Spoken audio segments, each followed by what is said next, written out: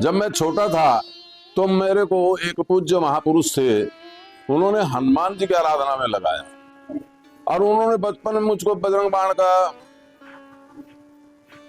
क्योंकि मैं पढ़ा लिखा नहीं था, छोटा था, रट्टा लगवा के मेरे को करवाया और मेरे ख्याल से हजारों की संख्या में मैंने बजरंग बाण का पाठ किया। और भगवान हनुमान जी की बड़ी अपार कृपा मेरे पे रही, क्योंकि मैं 7 साल की उम्र में साधु बना था और जब मैं किसी संस्था से नहीं जुड़ा था, मैं स्वतंत्र था। और हनुमान जी की इतनी कृपा थी कि कोई भी कार्य ऐसा नहीं था कि जो न होता हो, क्योंकि उसमें निश्चल मन था हमारा, और निश्चल मन से किया गया भगवान की स्तुति वो संपूर्ण फल को देने वाला होता है। फिर मैं, हमारे कुछ महापुरुष थे, गुरुजी थे, उनके पास गया और मैंने उनसे अभिलाषा की कि महाराज मुझे सन्यास दीजिए। उन्होंने मेरे को कहा कि देखो भाई, हमारे यहाँ गुरु शिष्य की परंपरा नहीं है, हम सिद्ध और साधक के रूप में मानते हैं। गुरु तो हमारे केवल कपिल मुनि होते हैं, कहते हैं सिद्धानाम कपिलो मुनि, कपिल मुनि से बड़ा कोई सिद्ध नहीं हुआ है।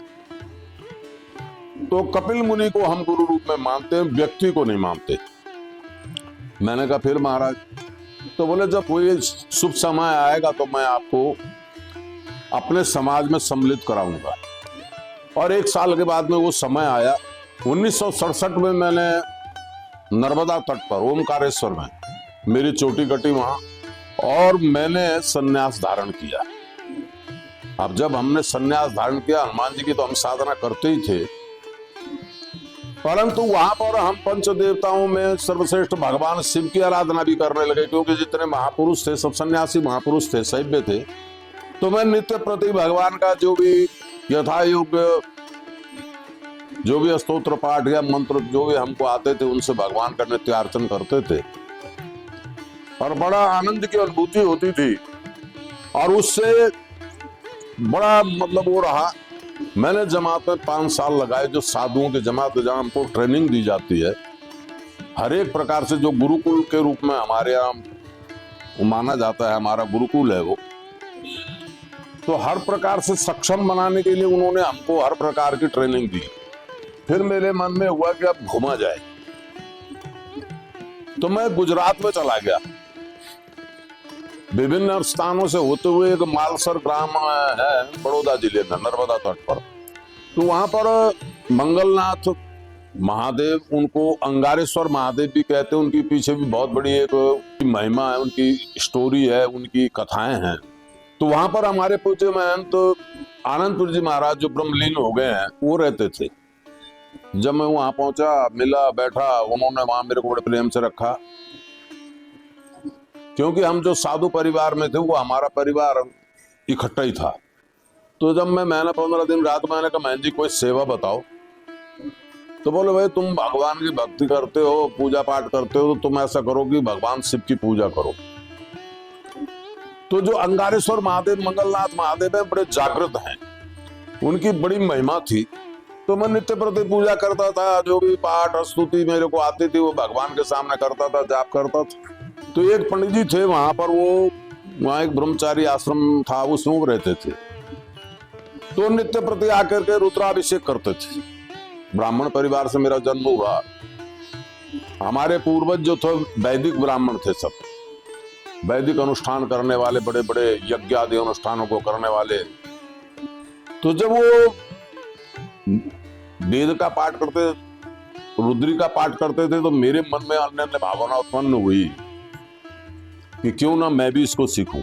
तो मैंने एक दिन पंडित जी से कहा कि पंडित जी मेरे को भी सिखा दो। पंडित जी बोले स्वामी जी बहुत सरल हृदय थे, ब्राह्मण थे वो। कोई नहीं पंडित जी, स्वामी जी सिखा देंगे। आप पे रुद्री है? मैंने कहा ना मेरे पे तो है नहीं। बोले चलो 2 है मेरे पास, एक तुम रख लेना, एक मैं रख लूंगा। मैंने कहा ठीक है।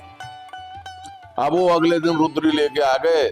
मैंने भी थोड़े पुष्प लिए और थोड़ा चंदन, उनको पंडित जी को तिलक लगाया, उनको पुष्प चढ़ाए और कुछ भेंट उनको अर्पित की। पंडित जी ने खोला रुद्री को और मेरे को बोले तुम भी खोल लो। मैंने खोल ली। तो बोले श्री गणेशाय नमः। मैंने कहा श्री गणेशाय नमः। बोले पढ़ो गणानां त्वा गणपति गुं हवामहे प्रियाणां त्वा प्रियपति गुं हवामहे निधि नाम त्वा निधिपति गुं हवामहे बसो ममा आहम जानि गर्भधम त्वम जासी गर्भधम। मैंने कहा पंडित जी मेरे को तो पढ़ने नहीं आता, मैं उस समय अक्षर बोध से रहित था। पंडित जी बोले फिर पंडित स्वामी जी आप कैसे पढ़ लोगे, आप कैसे कर लोगे याद। तो जब हम जमात में गुरुकुल में अपने वहां अखाड़े में रहे थे जमात में, तो मैंने सैकड़ों स्तोत्र याद कर रखे थे, गीता रामायण भागवत पुराण नीति शास्त्र के और भी जो बहुत से ऐसे श्लोक होते थे जो हमको कंठस्थ थे। तो जो हमारे पूज्य गुरु थे, पूज्य हमारे ब्रह्मलीन महंत सतानंदपुरी जी महाराज, जिन्होंने मेरे को बचपन में पाला, जिनके अनुकंपा से आज मैं इस स्थान पर हूं, वो बहुत सरल हृदय और बड़े अपने जमाने के पढ़े लिखे थे। तो उन्होंने हमको रट्टे से सब सिखा रखा था। मैंने कहा हमारे गुरुजी ने हमको पढ़ाया, इतना हमने याद किया, आप भी रट्टा कर लगवा दो। बोले स्वामी जी रट्टा मैं कब तक लगवाऊंगा आपको। अरे मैंने कहा आप प्रयास करोगे इस मंत्र को 5-7 दफे मेरे को पढ़ाओ, 5-10 दफे मेरे से बुलवाओ। तो पंडित जी ने बड़ा प्रयास किया, मेरे को 4 मंत्रों का उन्होंने मेरे को रट्टा लगवाया। अब किताब में मैंने निशान लगा लिया, मेरे को पढ़ना तो आता नहीं था, पर मैंने किताब में निशान लगा लिया कि कहाँ पद खत्म होता है वहां आगे, और मैं उसके अनुसार पढ़ने लग गया। मैं दिन भर सुबह से लेकर के शाम तक रट्टा लगाता रहा, और शाम तक मेरे को चारों याद हो गए। पंडित जी सुबह आया करते थे, 12 बजे तक रहते थे वो। मैं गया, पंडित जी को नमोनायण की, नमस्कार किया। बोले क्या हुआ स्वामी जी, कुछ आया। मैंने कहा तो चारों याद हो गए। बोले सुनाओ। तो मैंने उनको 4 मंत्र सुनाए। पंडित जी बड़े प्रसन्न हुए। बोले स्वामी जी हम भी बचपन में थे, हम तो पढ़े लिखे थे, पर हमको भी नहीं, हम 4 मंत्र याद कर पाए, आप कैसे कर गए। मैंने कहा बस पंडित जी मैं तो सुबह से लगा था। फिर पंडित जी ने जो है मेरे को उसके आगे के मंत्र पढ़ाए, शिव सूक्त को पढ़ाया, और मैंने शिव सूक्त को रट करके उसको भी मैंने अगले दिन पूर्ण कर दिया। 2 दिन में 1 अध्याय को पूरा कर दिया। पंडित जी मेरे को बोले स्वामी जी ऐसा है कि 2-4 दिन आप इसी को पढ़ो। मैं ठीक है, मैं 2-4 दिन तक उसको बिल्कुल मैंने अपने रमा लिया, पी लिया समझ ले प्रकार से। पंडित जी ने दूसरा अध्याय मेरे को पढ़ाया। दूसरा अध्याय पढ़ाने के बाद में दूसरा अध्याय के उन्होंने 5-7 मंत्र में 5 मंत्र पढ़ाए, मैंने रट्टा लगा के वो भी याद कर लिए। तो ऐसे करते करते मैंने 5 महीने में रुद्राष्टाध्याय को याद कर लिया। पंडित जी मेरे को बोले स्वामी जी आप विलक्षण प्रतिभा के धनी हैं कि जिन्होंने 5 महीने में रुद्री को कंठस्थ कर लिया, पर वो स्वरात्मक नहीं थी, पाठात्मक हमने याद किया था। मैंने कहा सब भोलेनाथ की कृपा है। और उसके बाद में मैं नित्य निरंतर मैंने करीबन ने भी तो 7-8 साल नित्य भगवान शिव का रुद्राभिषेक किया रुद्री पाठ से। उसके बाद में घूमता फिरता मैं हरिद्वार आया, हरिद्वार से मैं कुरुक्षेत्र में आ गया। कुरुक्षेत्र से मैं सीधे 73 में अरुणाई मंदिर में आ गया। अरुणाई मंदिर में मैं आया, वहां रहने लगा मैं। तो मैं नित्य प्रति भगवान संगमेश्वर का रुद्राभिषेक करता था। ऐसा मेरा चला 1 साल तक। तो देवी योग ऐसा बना कि एक हमारे एक पूज्य माता थी, वो शाक्त थी, शक्ति की उपासक थी और बड़ी सिद्ध पुरुष थी। लाखों लोग उसके अनुयायी थे। तो कामाख्या से कुरुक्षेत्र आई साधना शिविर लगाने के लिए।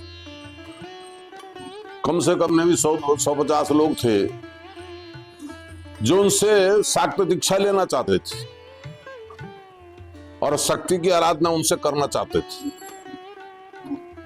जब वो कुरुक्षेत्र में आए तो वहां कुरुक्षेत्र के गणमान्य लोग जो थे, हमारे पूज्यपाद बाबा शरणपुरी जी महाराज जो ब्रह्मलीन हो गए हैं, उनके पास पहुंचे और उनसे बोले महाराज को ऐसा, उसने माता ने रखा कि ये ऐसा स्थान चाहिए मुझे साधना साधकों के लिए जो एकांत हो और सिद्ध स्थान हो, जिससे कि उनकी प्रगति जल्दी हो। तो वो सब बाबा जी बोले ऐसा स्थान तो अरणाई मंदिर है। तो बोले महाराज वहां व्यवस्था करा दीजिए। तो बाबा जी बोले ठीक है। तो बाबा जी ने एक चिट्ठी लिखी और माता को दे दी। अब माता के साथ में कुछ 10-15 साधक और माता अरणाई मंदिर में पहुंच गई। मैं उस समय खेतों में गया हुआ था निरीक्षण करने। जब मैं लौटा तो माता जो थी हमारी, जो गद्दी थी मैन, उस पे बैठी हुई थी। मेरे को बड़ा वो लगा। मैंने कहा नागद सन्यासियों की गद्दी और ये माई बैठी है यहाँ। बचपन में हम विरोधी तो नहीं कह सकते, परंतु हम पुरुष प्रधान विचार के लोग थे। वहां महिलाओं का उतना स्थान नहीं था। तो मन में वही हम, क्योंकि जो हमारे अंदर विचार भरे गए थे वही विचार हमारे आने थे। मैंने और तो उसको कुछ नहीं कहा। मैंने कहा माई यहां से यहां बैठो, ये गद्दी है। वो माई वहां से उठ के वहां बैठ गई। मैं उसको इतना कह करके अंदर चला गया। मेरे मन में ये भाव आया, मैंने कहा यार ये माई लाल कपड़े पहने हुए थी, वो लाल टीका लगा रखा था जैसे मैं बैठा हूं, और उनकी कम से कम 60-65 साल की उम्र थी, पर वो लगती ऐसी जैसे 30 साल की हो। और आंखों में आप उनके आंख डाल के बात नहीं कर सकते थे, इतनी वो तेजस्वी थी। तो मेरे अंतर में ग्लानि हुई। मैंने कहा यार कहीं कोई गलत काम तो नहीं कर दिया मैंने। मैं 5 मिनट में अपनी झेप मिटा करके फिर वहां आ गया, क्योंकि उस समय हम 2 जने 3 जने वहां रहते थे। तो प्रबंधन के कार्य में मेरा विशेष योगदान था। तो मेरे को बोले स्वामी बंसीपुरी जी आप हैं? मैंने कहा हाँ जी। उन्होंने फट से चिट्ठी निकाली और मेरे को दे दी। वो हमारे पूज्य बाबा सणपुर जी महाराज की थी, लिखी थी। उसमें लिखा था कि स्वामी जी आप, ऐसा है कि ये माता जी बड़ी सिद्ध हैं, इनके लाखों लोग अनुयायी हैं, और ये अरणाई मंदिर में साधना शिविर लगाना चाह रही हैं। आपको इनको हर प्रकार से सहयोग करना है, जहां ये चाहें वहां इनकी रहने की व्यवस्था कर देना, और जो भी चाहें उनकी व्यवस्था करना। बाबा जी जो हमारे थे वो बड़े दृढ़ निश्चयी थे, और जो कह देते उस पर अटल रहते थे, और किसी भी ऐसी चीज को सहन नहीं करते थे कि जो उनकी अवहेलना हो। उनका ये था कि वो जो कहना होता था 50 आदमी के बीच में बोल देते थे। अब मेरे मन में डर बैठ गया। मैंने कहा यार इसने अगर माई ने कुछ बता दिया तो बाबा जी मेरे पे टूट पड़ेंगे, क्योंकि हमारे तो गुरु के समान थे वो। मैंने कहा बताओ माता क्या करना है? बोले एक तो मेरे को ऐसा कमरा दो आप जिसमें मैं बैठूं और 2 आदमी बैठ सकें कुल। और तो मैंने कहा ऐसा माता को ऐसा कमरा तो एक हमारे यहाँ झंडे वाला है, और वो वैसे भी उसको, उस कमरे को लोग हमारे जितने महापुरुष थे ये कहते थे कि ये सिद्धात्माओं का कमरा है। मैंने कहा वो कमरा है। बोले चलो देखते हैं। गए तो उनको कमरा पसंद आ गया। बोले हाँ ठीक है। बोले ये जो मेरे सेवक हैं आए हुए, मैंने कहा सामने बड़ा कमरा है एक, उसमें रह जाएंगे, और भी इधर और भी कमरे हैं। उन्होंने देखा, बोले ठीक है। तो उनकी व्यवस्था अपनी थी, खाने पीने रहने सहने की सब व्यवस्था थी। अब उनको जब स्थापित कर दिया, उन्होंने सब व्यवस्थित हो गया। अब उन पे तो सैकड़ों लोग रोज आते थे मिलने जुलने के लिए। तो माता ने मेरे को 1-2, मैं उसके पास गया नहीं, एक दफे छोड़ के आया, दोबारा मैं गया नहीं। तो मैं नित्य प्रति जब सवेरे पाठ अभिषेक करता था तो मैं उच्च स्वर से वेद पाठ करता था। तो पहले दिन तो नहीं, अगले दिन वो माता जो है अपना आसन लेके वहां आ गई, और ऐसे मैं बैठा था, भगवान शिव के मेरे सामने वो बैठ गई। और जो घंटा 1.5 घंटे में हम अभिषेक करते थे, यथा योग्य जो भी सामग्री उपलब्ध होती थी। 2 दिन माता मेरे को बोली कि स्वामी जी आप बहुत अच्छे शिव भक्त हैं, पर एक बात मैं कहूं। मैंने कहो। बोले तुम्हारा कल्याण अभ्युदय जो है, तुम्हारे जीवन का जो प्रकाश है वो शक्ति उपासना से होगा। तो तुमको शिव के साथ में शक्ति की आराधना करनी चाहिए। वैसे मेरे पूज्य पिता भी शक्ति के आराधक थे, तो कुछ संस्कार थे मेरे में। मैंने कहा माता क्या करना चाहिए? तो उन्होंने कहा ठीक है मैं करूंगी, चलो आज ऊपर ही बैठते चाय पियेंगे। ऊपर ही। तो हम उनके कमरे में गए, मैंने उनको कहा, मैंने कहा ऐसा माई तेरे पे तो इतने लोग बैठे रहते हैं वहां, हम आके क्या करेंगे वहां? बोले जब आप आओगे तो कोई नहीं होगा, आप और मैं ही हूं। हम गए ऊपर, माता ने चाय पिलाई, मैं वो बैठे रहे, तो चर्चा चली शिव पर। शिव की चर्चा के बाद में उन्होंने कहा कि जब तक शक्ति की आराधना नहीं करोगे तो शिव चैतन्य नहीं होगे, और शिव की आराधना नहीं करोगे तो शक्ति चैतन्य नहीं होगी, आपको संयुक्त उपासना पद्धति को अपनाना पड़ेगा। मैंने कहा फिर? तो उन्होंने थोड़ा मेरे को प्रकाश डाला। उसके बाद में वो जो है अगले दिन फिर मेरे को बोले कि चलो स्वामी ऊपर चलते हैं। अगले दिन भी उन्होंने मुझको बताया, साधना के बारे में बताया और क्या करना चाहिए क्या नहीं करना चाहिए।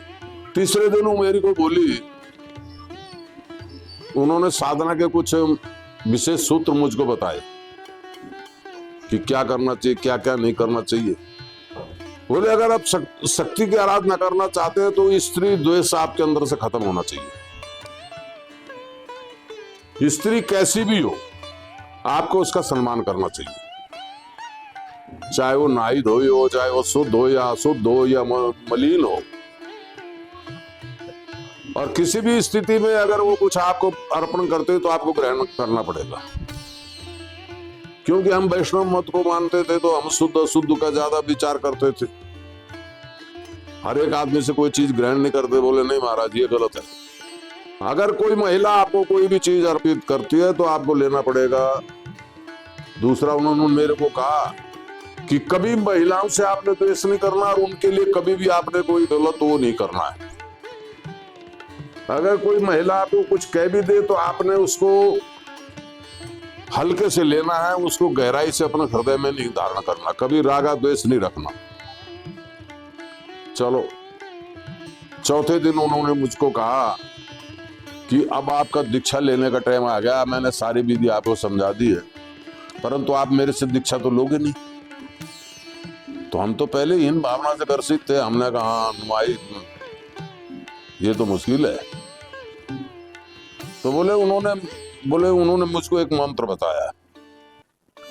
बोले आप इसको ऐसा करो, भोजपत्र पर लिख लो और शिवार्पण कर दो अभिषेक के समय, और वहीं पर भगवान शिव को गुरु रूप में ध्यान करके उनका पूजन करके और इस मंत्र को वहां वाचन करना। तो मैंने किया। अगले दिन माता भी आ गई, तो मैंने भगवान शिव को मंत्र अर्पित किया। उसके बाद में मैंने उसका 5-10 दफे वहां उच्चारण किया। माता मेरे को बोली तुम्हारी दीक्षा पूरी हो गई। और उसके बाद से मैं लगातार आज तक शक्ति की आराधना करता आ रहा हूँ। मेरी आराधना पद्धति है, मैं सबसे पहले भगवान गणपति का पूजन करता हूँ, गणपति का ध्यान करता हूँ, उनका जप करता हूँ यथा योग्य जितना भी होता है। मैं भगवान शिव का पूजन उनका ध्यान करता हूँ, उनका स्मरण करता हूँ, भगवान विष्णु का करता हूँ, सूर्य मंत्रों का भी, नवग्रहों का भी जाप करता हूँ, और जो भी हनुमान जी का भी करता हूँ। सबका करके फिर मैं शक्ति की उपासना करता हूँ। उन्होंने मुझको काली उपासना के बारे में ज्ञान दिया था, तो मैं उसको चालू कर दिया। तो उतने में ही एक हमारे पूज्य महाराज थे जो अब ब्रह्मलीन हो चुके हैं, वो सागर से 27-28 किलोमीटर दूर एक मेहर नाम का गांव था, वहां हिंगलाज का मंदिर था, वहां रहते थे, वहां जमीन भी थी और भी था। तो उन्होंने हमारे पूज्यपाद जो हमारे सिद्ध थे महंत अनंतानपुर जी महाराज, उनको चिट्ठी लिखा कि मैं अपने स्थान को किसी साधु के नाम करना चाहता हूं, तो आप योग्य साधु का नाम बताएं। तो उन्होंने ध्यान लगा के कहा, बोले ये ऐसा है आप बंसीपुरी के नाम कर दो। तो बोले जी फिर उनको ले आओ यहाँ कोर्ट में, वो करा देते हैं पक्का काम। उधर पूज्यपाद महंत अनंतानपुर जी महाराज ने पूज्यपाद बाबा सड़पुर जी को तथा महंत ब्रह्मलीन महंत गंगापुर जी को फोन किया कि ऐसा ऐसा करके आप बंसीपुर जी को भेज दो, और इनका मेहर मंदिर का इनका जो है कुर्सीनामा हमने बनवाना है। तो महंत जी ने मेरे को कहा कि आप वहां सागर चले जाओ और वो कुर्सीनामा बनाओ। वहां पर आपको पक्का हो जाएगा तो आगे जाकर के आप उस पर रह सकते हैं। मैं ठीक है। तो वो जो बाबा जी वहां रहते थे वो भी काली उपासक थे, परंतु शमशान काली के आराधक थे। हम तो दक्षिणा काली के आराधक हैं। हम तो एक सौम्य रूप की पूजा करते हैं और सात्विक पूजा करते हैं, जबकि शमशान काली में वामाचार का विशेष महत्व है। तो जब मेरा महंत जी आए नहीं थे इलाहाबाद से, तो मैं 2-3 दिन हम साथ में रहे। तो मैंने उनसे कहा, महाराज जी ऐसे ऐसे करके माता ने मेरे को दिया है। तो वो अच्छे अच्छे साधकों के साथ रहे थे। उन्होंने कहा, यार विधि तो तुमको बहुत अच्छी बताई है, तुम इसको करो, ये साधना श्रेष्ठ साधना है। मैंने कहा ठीक है। तो उसके बाद में वहां जो कागज पत्र बनने थे बने, और मैं जो हूं वहां से यहां आ गया। तो प्रथम नवरात्र मुझको जब पड़ा तो मैं अरनाई में था, तो मैंने मन में संकल्प किया कि अब पहला अनुष्ठान यहीं किया जाए। और मैंने सर्वप्रथम वहां अनुष्ठान किया। एक मेरे गुरु भाई थे, बड़े थे मेरे से, गोविंद गिरी जी उनका नाम था। उस अनुष्ठान का आचार्य तो मैं बन गया और वो मेरे जजमान बन गए, दोनों हम बन गए। हमने कहा पूजा पाठ तुम कराना और मंत्र मैं बोलूंगा। बोलो ठीक है। और हमने बड़ा प्रेम से किया। हमारी ये कामना थी कि यहाँ शक्ति का मंदिर नहीं है, शक्ति की मूर्ति नहीं है, तो यहाँ शक्ति मंदिर बनाना है। और हम दोनों लग गए। अब माँ की अपार कृपा ऐसी हुई कि 5वें दिन एक लुधियाना से एक सेठ आते थे, राम मूर्ति। तो मेरे को पंजाबी में बोला, तुसी की कर दे हो? मैंने कहा देवी की अनुष्ठान कर रहे। बोले क्यों कर रहे हो? अरे मैंने कहा लाला यहाँ मूर्ति स्थापन करेंगे देवी की और फिर पूजा करेंगे। वो किमें होगी, ये होगा वो होगा, कितना खर्चा आएगा? मैंने कहा लाला 50,000 भी लाख भी आ सकता है, 2 लाख भी आ सकता है, तो जैसी मूर्ति लेंगे वैसा। बोले तो ज्यादा है। मैंने कहा लाला ये तो पक्का लगा ले कि 2 लाख से कम की मूर्ति नहीं आएगी। पहले ये 1974 की बात है। बोले चंगा।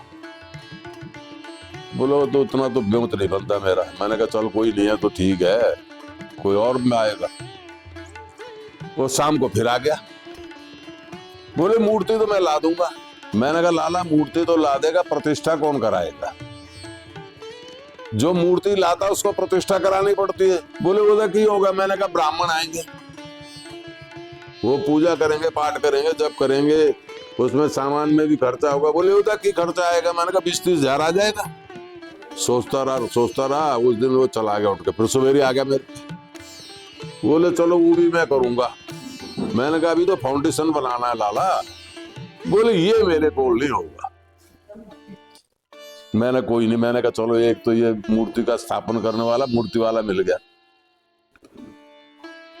तो जब नवरात्र पूर्ण हुआ, हमने पूर्णाहुति की, कामना तो हमारी पूरी हो गई थी। तो मैं पेवा आ गया।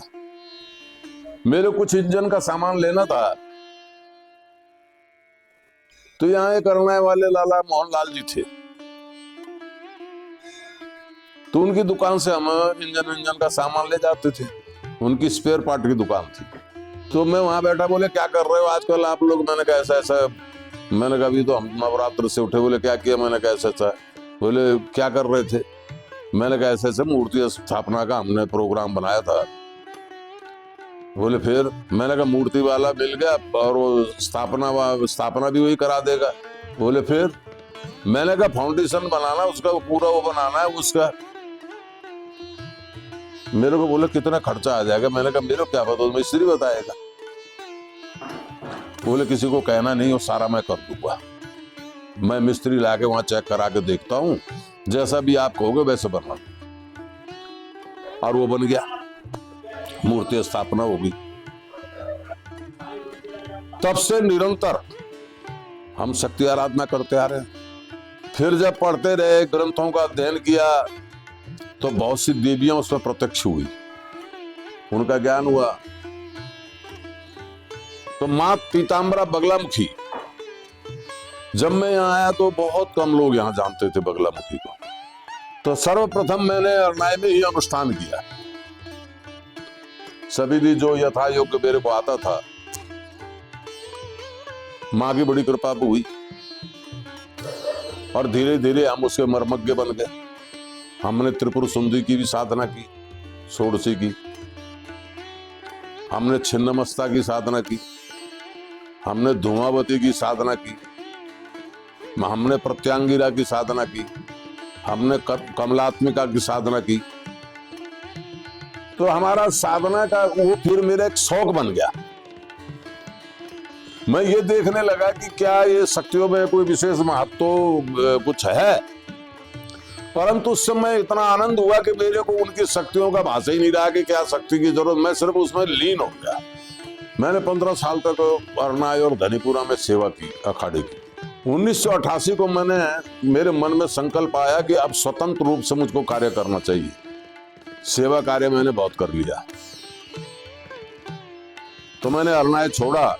मैं नीलकंठ चला गया, वहां मैं 26-27 दिन रहा। उसके बाद मैं बनारस चला गया। बनारस से फिर मैं लौट के आ गया, मैं ज्वालामुखी पहुंच गया। ज्वालामुखी से मैं फिर वहां से आया तो मैं अंबाला शहर में पहुंच गया। और उसके बाद में मेरी साधना चलती रही। उसके बाद में मैं जो हूं, वहां एक दिन बाबा किशनपुरी जी की समाधि है अंबाला शहर में। तो मैं वो छत पे घूम रहा था, तो कुछ पेवा के वो सिविल अस्पताल भी उसके पास है, तो पेवा के कोई मरीज गए हुए थे, तो उन्होंने मेरे को देख लिया। यहाँ लोग मेरे को ढूंढ रहे थे कि स्वामी जी कहाँ गए, स्वामी जी कहाँ गए। मैं किसी को बता के नहीं गया था। उन्होंने जब मुझको देखा तो उन्होंने हल्ला पा दिया पेवे में आके। तो अगले दिन ही मेरे पास 5-7 लोग मिलने पहुंच गए। बोले स्वामी जी हम तो आपको तो 1.5 महीने से ढूंढ रहे हैं, इधर उधर ये वो। मैंने कोई नहीं। बोले फिर? मैंने कहा भाई अखाड़ा तो मैंने छोड़ दिया, मैं स्वतंत्र रूप से रहना चाहता हूं। तो मैं साधना स्थल ढूंढ रहा था कि जहां मैं साधना कर सकूं और मेरा भोजन पानी का इंतजाम हो जाए, उससे ज्यादा मेरी कोई इच्छा नहीं थी। तो मैंने एक जमुना किनारे एक मंदिर देखा था, तो मैंने कहा उनसे, मैंने कहा यार उसमें एक पंडित जी थे, मैंने उनको कहा कि तुम जाके पता करो उस मंदिर का। और एक जींद में मंदिर था शिव जी का, उस तीर्थ का भी मैंने पुराणों में वर्णन पढ़ा था। मैंने कहा इन 2 जगहों में से एक जगह सोमेश्वर महादेव है वहां जींद में, उसके पास। मैंने कहा ऐसी जगह देखो आप, ये सिद्ध स्थान है। तो पंडित जी जब जमुना नगर में पहुंचे, वहां जमुना किनारे, तो वहां पहुंचे, उन्होंने देखा स्थान तो था, एक कुटिया भी बनी थी, परंतु वहां कोई ऐसा साधुओं की किसी ने हत्या कर दी थी। तो पंडित जी मेरे को बोले स्वामी जी वहां हम आपको नहीं जाने देंगे। रही जींद की, तो उन्होंने मेरे सामने प्रस्ताव रखा कि क्यों आप इधर उधर जा रहे हो, पेवा में आ जाओ।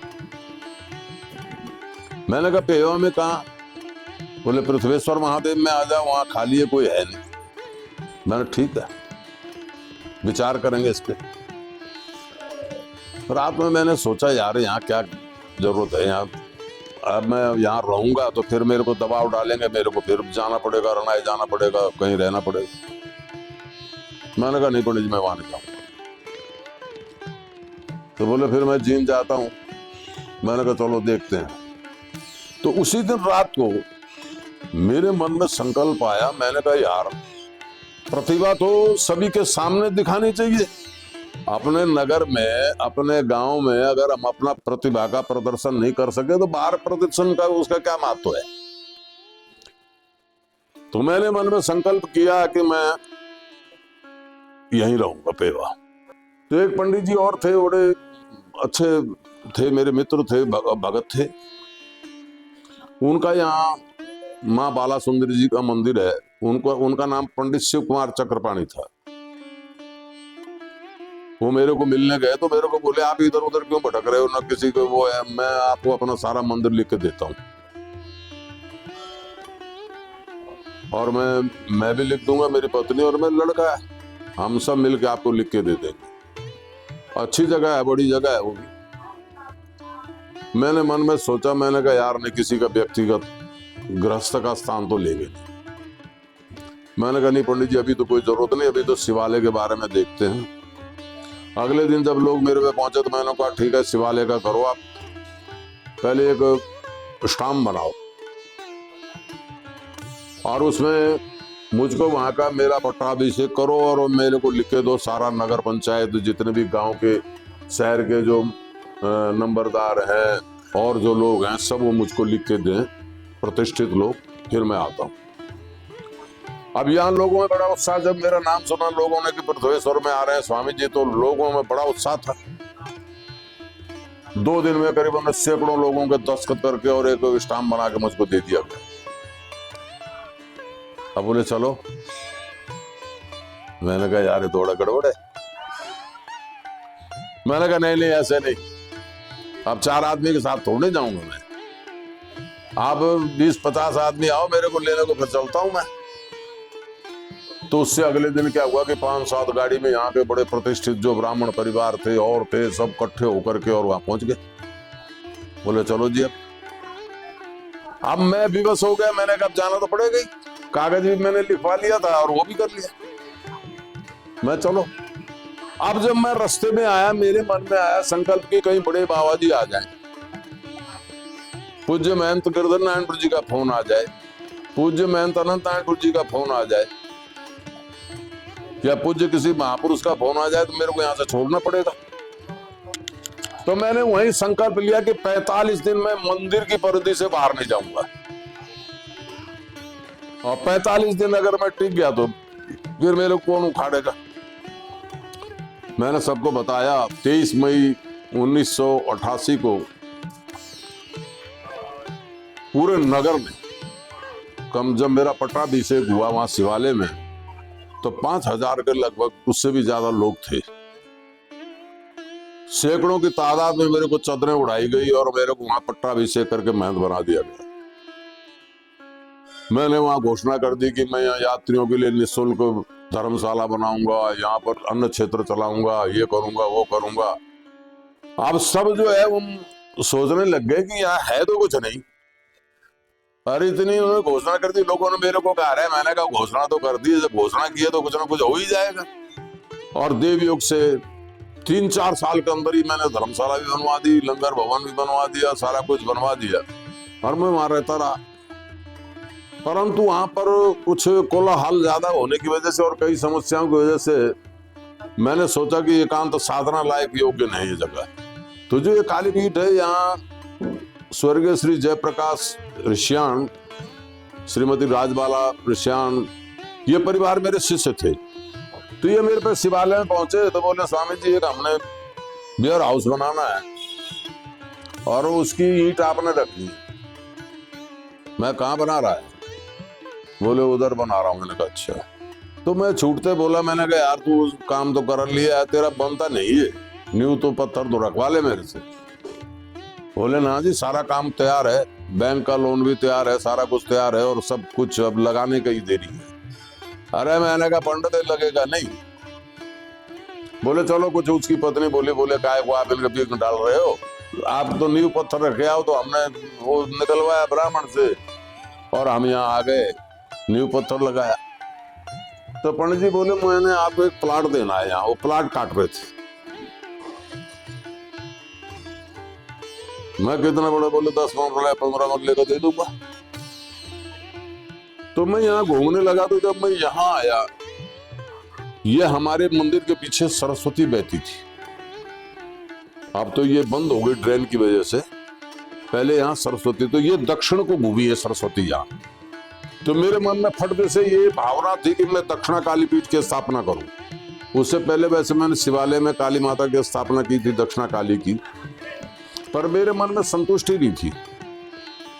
मैंने कहा इसका स्वतंत्र पीठ होना चाहिए जो कि इसी के नाम से प्रख्यात हो। अब जब मैं यहाँ उसने मेरे को दिखाया तो ये जगह मेरे को पसंद आई। मैंने कहा पंडित ये दे दे। बोले ठीक है। अब दे दी उन्होंने। देवयोग से क्या हुआ कि श्राद्ध से 2-4 दिन पहले मैं यहाँ आ गया। मेरा एक अनुष्ठान चलना था 90 दिन का, बगलामुखी का। 17 अनुष्ठान था वो। अब मैं जब यहाँ आया तो मैंने कच्चा मकान बनवाया और कड़ी बड़ी का, क्योंकि मेरे को 90 दिन रहना था, अनुष्ठान करना था। तो मैं वहां से, मेरे गुरु भाई थे उत्तम गिरी, उसको वहां रख के और मैं यहाँ आ गया। जब मैं यहाँ करता करता तो मेरे मन में भावना आई कि अब यहाँ काली पीठ की स्थापना करनी चाहिए। चलो भगवान की कृपा से ऐसा हुआ कि इसकी स्थापना भी हुई। 1992 में माता की स्थापना हो गई। जब माता की स्थापना हुई तो मेरे मन में आया कि त्रिशक्ति पीठ बनाना चाहिए इसको, माँ काली, महालक्ष्मी, माँ सरस्वती। तो फिर मैं इसमें लग गया। तो बड़े मतलब यहाँ पर, इस जगह पर मुझको साधना में बड़ी एक प्रफुल्लता मेरे अंदर आई, सारा कुछ हुआ। अब जब ये बन रहा था तो इसके मेरे बीच में मन में संकल्प आया। मैंने कहा यार, मैं इतने दिन 15 साल अरणाई धनीपुरे में रहा, पुण्य स्मृति में कोई चीज बनानी चाहिए। तो मैंने कहा, अब पता किया तो जिसमें आजकल बगलामुखी मंदिर बना हुआ है, ये माता वाला किले थे। ये माता वाली किले इनको कहते थे, जमीन। तो मैं वहां देखा तो वहां एक कनाल भूमि थी माता की। मैंने प्रयास किया, मेरे गुरु भाई थे पूज्य, हमारे बड़े गुरु भाई पूज्य महंत तो गंगापुरी जी महाराज, जो अखाड़े के सचिव भी थे, मैंने उनसे प्रयास किया, उन्होंने मुझको ज्यादा महत्व दिया नहीं। फिर मैंने बड़े जो हमारे थे, पूज्य महंत गिरधर नारायणपुरी जी महाराज, पूज्य महंत विजय गिर जी महाराज, और भी बड़े बड़े महापुरुषों से उनको कहलाया। तो उनकी वजह से उन्होंने मुझको 7 कनाल से ज्यादा जगह मुझको वहां दी। अब मैंने वहां, हम रहते रहे, साधु रहते रहे। उसके बाद में भीमपुरी जी महाराज, जो महंत भीमपुरी जी हैं, जो आजकल वहां प्रबंधक हैं, ये यहीं रहते थे मेरे पास। तो मैंने इनको कहा, मैंने कहा भीमपुरी जी तुम वहां रह लोगे? बोले हाँ रह लेंगे। तो हम लोगों ने वहां अखंड ओम नमः शिवाय का जप चालू किया। 45 दिन तक वहां अखंड जप चलता रहा, 24 घंटे ओम नमः शिवाय। जहां पर भगवान शिव की स्थापना, वहां यज्ञ कुंड था।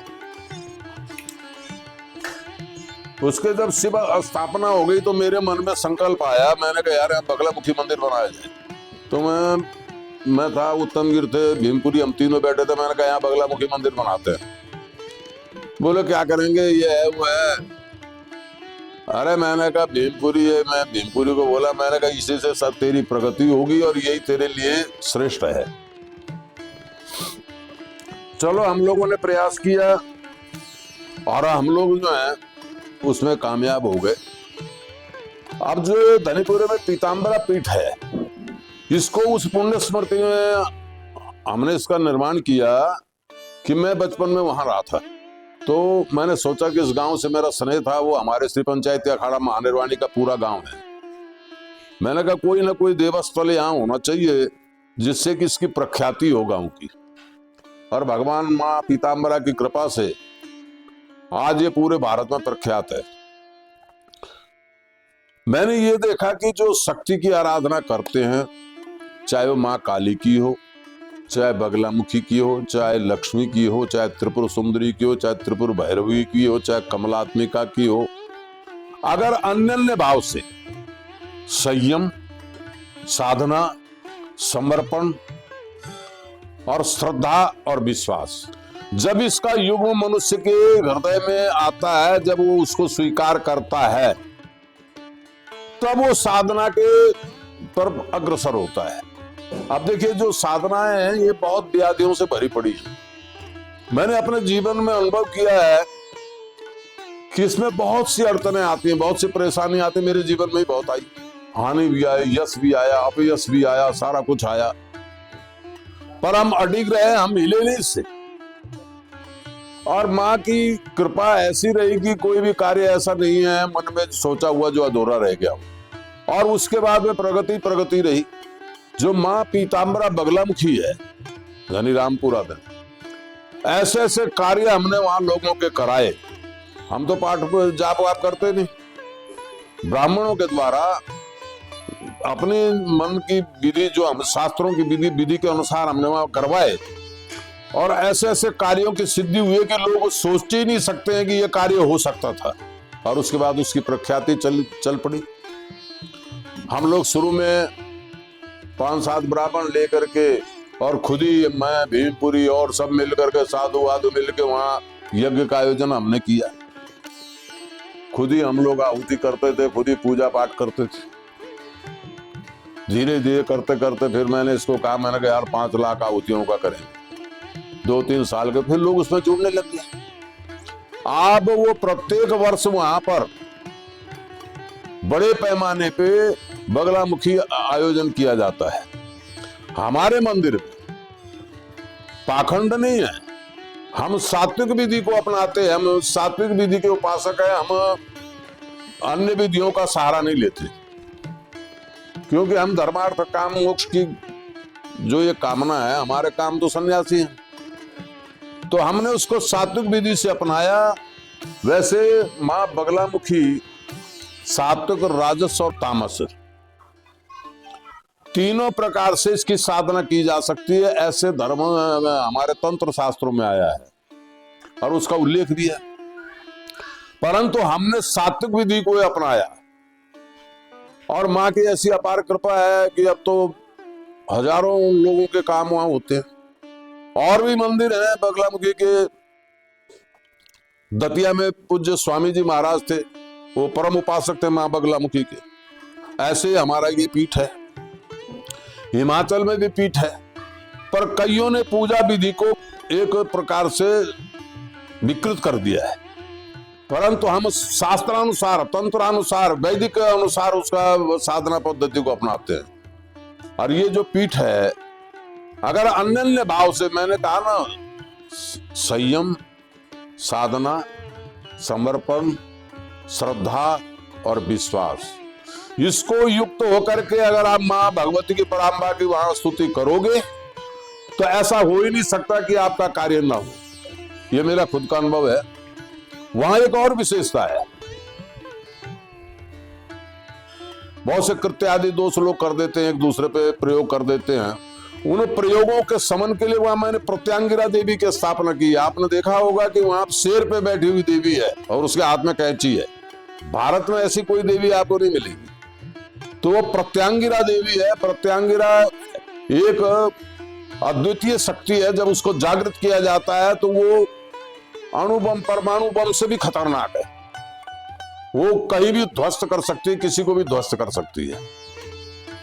तो ये वहां की विशेषता है। मां बगलामुखी में पहले मैं भीमपुरी मिल के वहां पूजा किया करता, मैं रोज जाया करता था। फिर वहां ब्राह्मणों को तैयार किया। अब वो वहां ब्राह्मण करते हैं, तो मेरे को तो कभी कभी मौका लगता है। अब ये काली पीठ है। यहाँ भगवती दक्षिणा काली जो है ना, ये बड़ी सिद्ध पीठ है। 1992 में मैंने इसकी स्थापना की थी। तब से नित्य प्रतिदिन महाभिषेक इनका होता है, आवरण पूजन इनका होता है, खड़गमला पूजन इनका होता है, नित्य हवन इनका होता है। उससे परम शांति, हमको अंतर शांति। अगर जरा सा विकार आ जाए यहाँ पूजा में तो मेरे को अशांति हो जाती है और मैं जान जाता हूँ कि पूजा में कहीं ना कहीं गड़बड़ी चल रही है। उसके बाद में बहुत समय तक ऐसा चलता रहा। अब एक यहाँ विशेष मंदिर की मैंने स्थापना की है, पक्षीराज आकाश भैरव, जो कि भगवान शिव के 6ठे अंशावतार हैं। उसके बारे में मैं फिर आपको कभी बताऊंगा।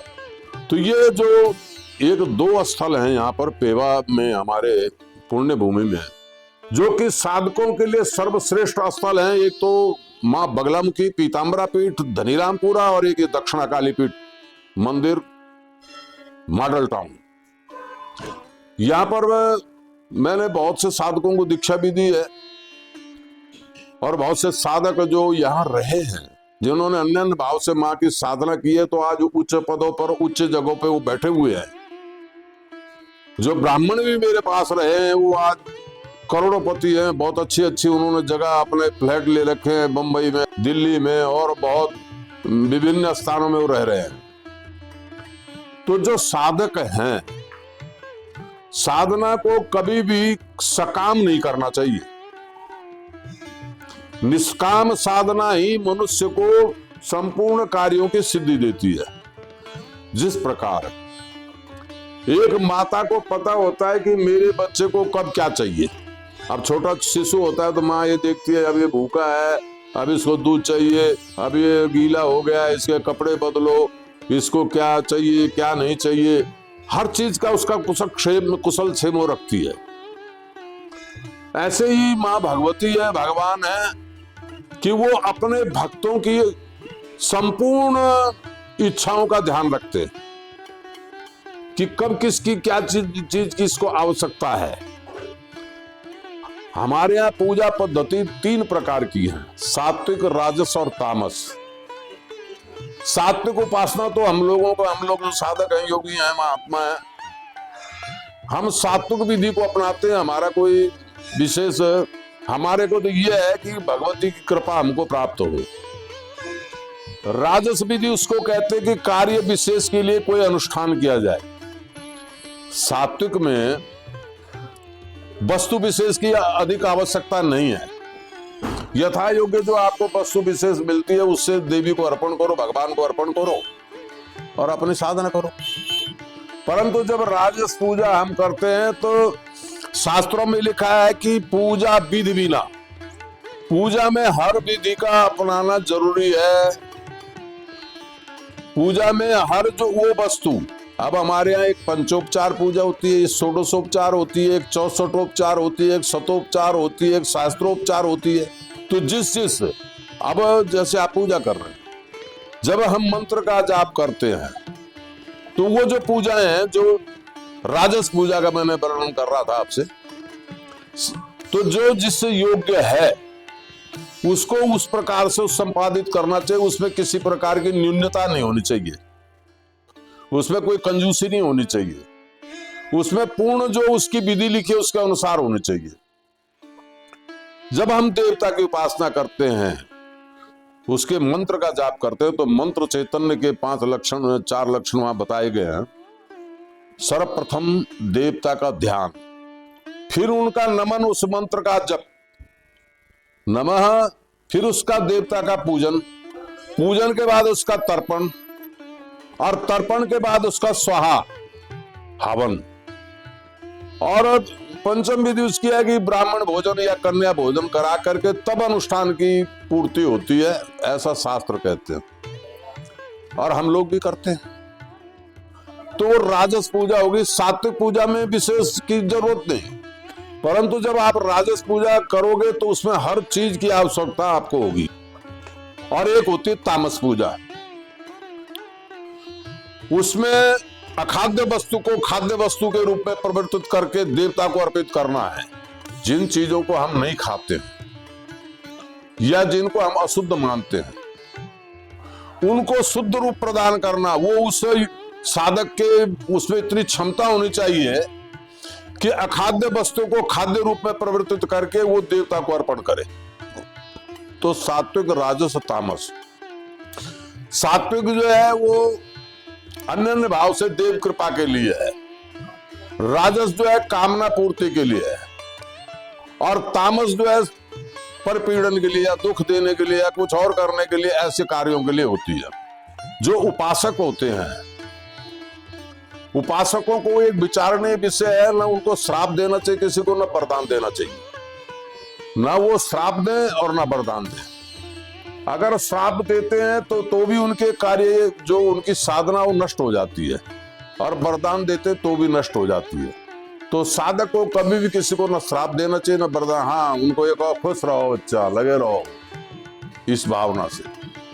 तो ये पूजा विधि है जो मैंने सूक्ष्म में बताया। तो इसी के साथ में माँ पराम्बा बगलामुखी की अपार कृपा है, और मेरे को तो इसका इतना अनुभव हुआ, मैंने कम से कम जो बगलामुखी का पीठ का स्थापना किया तो सबसे पहले हमने 5 लाख मंत्रों का पहले वहां जाप किया, उसके बाद में फिर 5 लाख का जाप किया, फिर हमने भूमि शोधन किया, वहां हवन किया, और उसके बाद में पीठ स्थापना हुआ। उसमें मेरे को जो बात कई मेरे सामने प्रत्यक्ष हुई उस समय दृष्टांत रूप में, वो घटित हुई।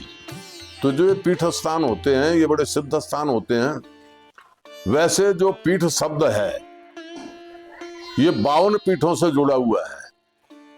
तो ये 52 पीठ तो नहीं, पर ये उपपीठ है।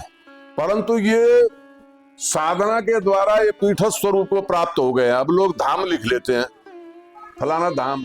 धाम तो हमारे यहाँ 4 ही है, अन्य कोई धाम नहीं है। इसी प्रकार पीठ 52 है, अन्य पीठ नहीं है। परंतु फिर भी हम जो पीठ रूप उसको प्रदान करते हैं वो साधकों के लिए, और साधकों के द्वारा वहां पूजित होने के कारण उसको पीठ का स्वरूप प्राप्त हो जाता है।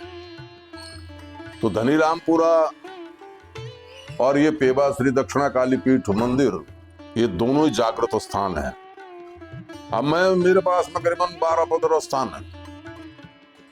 मैं कहीं नहीं रहता हूं, केवल मैं यहीं दक्षिणा काली पीठ में रहता हूं, क्योंकि यही मुझे आनंद की अनुभूति होती है। अन्य जितने बड़े बड़े मठ हैं मैं वहां कहीं नहीं रहता, और मैं अपने तरीके का जीवन जीता हूं, क्योंकि हम लोग साधक हैं और साधकों को अपने तरीके से, हम ना किसी के दबाव में है, ना हम किसी के प्रति आकर्षित है, ना हम किसी के विरोधी है। और जहां तक ईर्षा द्वेष से, क्योंकि इसमें साधना में ईर्षा द्वेष का कोई महत्व नहीं होता है। हम आज के लोग जो हैं ईर्षा द्वेषी हैं। इसी वजह पूर्व में भगवान शंकर ने सब मंत्र यंत्र तंत्रों को किलित कर दिया था। एक और मैं बात कहना चाहता हूँ, लोग चेटक विद्या करते हैं, वो कोई झाड़ा फूका फटते से लोग कहते बोले तांत्रिक था। अरे हमारे देश में, इस सनातन देश में लोगों को तंत्र के नाम से जो तंत्र को बदनाम किया जा रहा है, बड़ा दुख होता है। लोगों को यही नहीं पता कि तंत्र है क्या। तंत्र तो एक विशुद्ध आत्म जागृति का एक महाप्रयास है। किस चीज में, कौन देवता तंत्र की उपासना से रहित है? कृष्ण तंत्र से पूजित है, राधा तंत्र से पूजित है, शिव तंत्र से पूजित है, विष्णु तंत्र से पूजित है। कोई भी ऐसा देवता नहीं है जो तंत्र से पूजित ना हो। तो ऐसा है कि जो साधनाएं हैं ये विभिन्न रूपों में, विभिन्न समयों में, विभिन्न प्रकार के लोगों में, हर आदमी हर साधना को नहीं कर सकता है। तो साधना के लिए व्यक्ति विशेष का चयन होता है, वो गुरुओं के द्वारा होता है। तो आप आए, बहुत बहुत धन्यवाद। ओम नमो नारायण।